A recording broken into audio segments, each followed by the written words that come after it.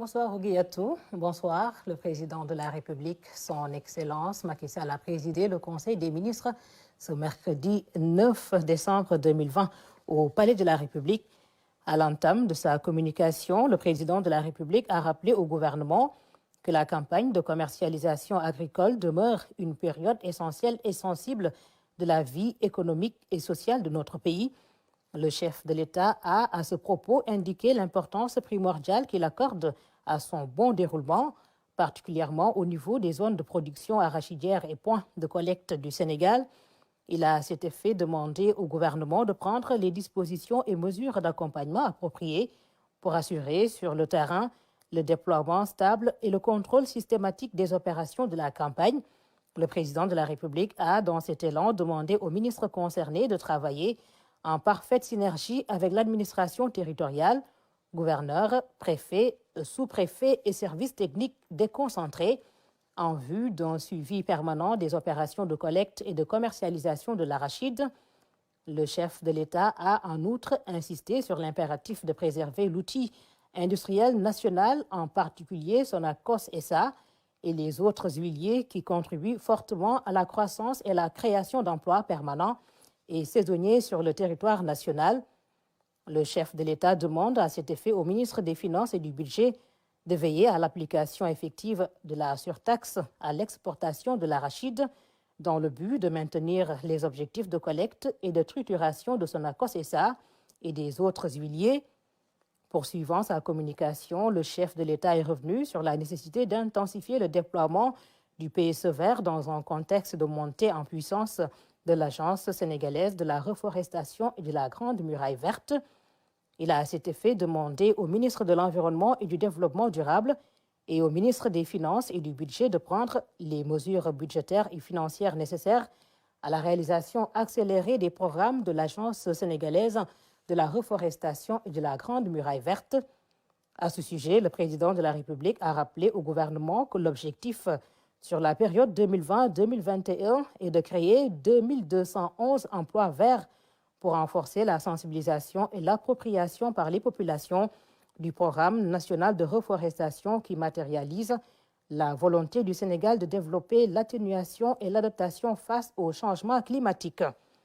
Le chef de l'État invite, dans le même élan, le ministre de l'Environnement et du Développement durable à mettre en œuvre, après sa validation politique, le rapport de la contribution déterminée au niveau national, CDN, sur les changements climatiques. Sur la situation de la pandémie de la COVID-19, le président de la République rappelle au gouvernement l'impératif d'accroître la vigilance et d'améliorer l'efficacité des dispositifs de sécurité publique et sanitaire afin d'assurer le respect par les populations des mesures barrières et du port obligatoire du masque dans les lieux et transports publics. Le chef de l'État a enfin informé le Conseil qu'il présidera très prochainement une rencontre d'évaluation prospective de la stratégie de lutte contre la COVID-19.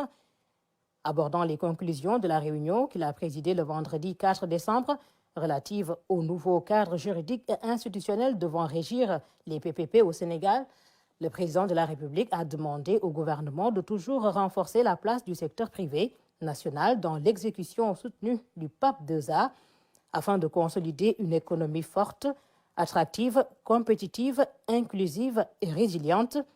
Le chef de l'État invite dès lors les ministres en charge de l'économie, des finances et le ministre secrétaire général du gouvernement à intégrer dans la cohérence et la pertinence juridique les observations des parties prenantes publiques et privées en vue de la présentation prochaine du projet de loi et de ses décrets d'application finalisés en Conseil des ministres.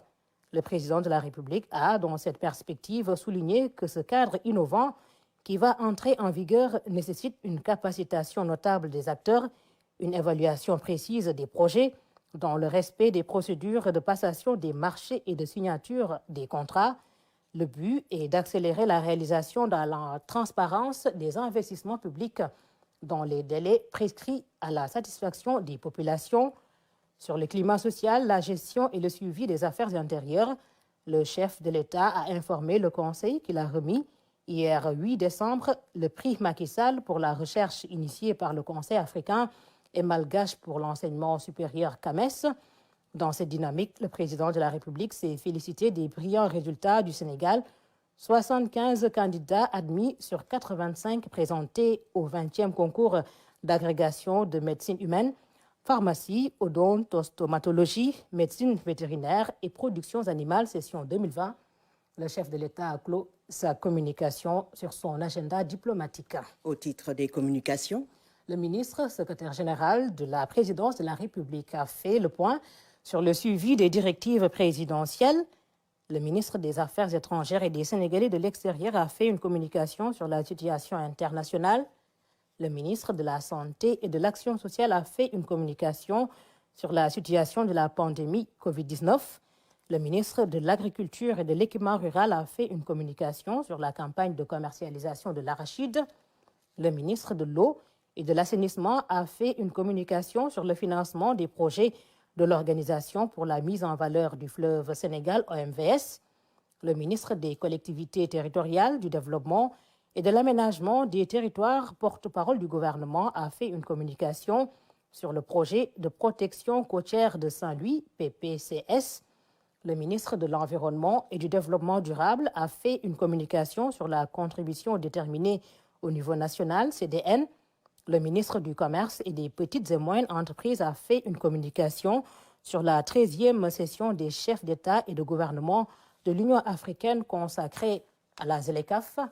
Le ministre auprès du président de la République en charge du suivi du plan Sénégal émergent a fait le point sur les projets phares du PSE.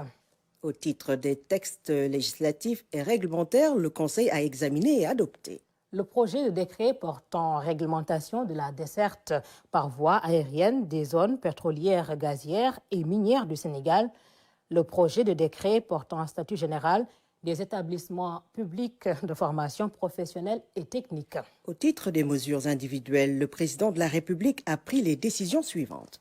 Madame Khoudia Diagne, conseillère aux affaires culturelles, matricule de solde numéro 615-451J, précédemment coordonnatrice de la cellule des études et de la planification, est nommée directeur des arts au ministère de la Culture et de la Communication en remplacement de M. Abdoulaye Koundoul, appelé à d'autres fonctions. M. Germain Colli, conseiller culturel, matricule de solde numéro 516-898C, précédemment conseiller technique chargé de la coopération, est nommé directeur de la cinématographie au ministère de la Culture et de la Communication, en remplacement de M. Hugues Diaz, appelé à d'autres fonctions. M. Abdoulaye Koundoul, professeur d'éducation artistique et musicale, matricule de solde numéro 510-146A, précédemment directeur des arts, est nommé directeur général de la compagnie du Théâtre national Daniel Sorano, en remplacement de M. Sahid Sarr-Samb, admis à faire valoir ses droits à une pension de retraite. M. Ansouman Sané, titulaire d'un master d'études diplomatiques supérieures, est nommé directeur général du Grand Théâtre national Doudou Ndiaye Coumba Rose, en remplacement de M. Keïsi Bousso, appelé à d'autres fonctions.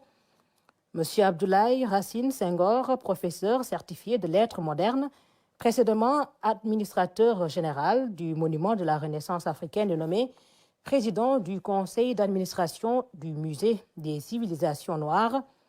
M. Keïsi Bousso, artiste promoteur, est nommé président du conseil d'administration de la compagnie du Théâtre national Daniel Sorano, en remplacement de M. Alun Badara Bey, appelé à d'autres fonctions. M.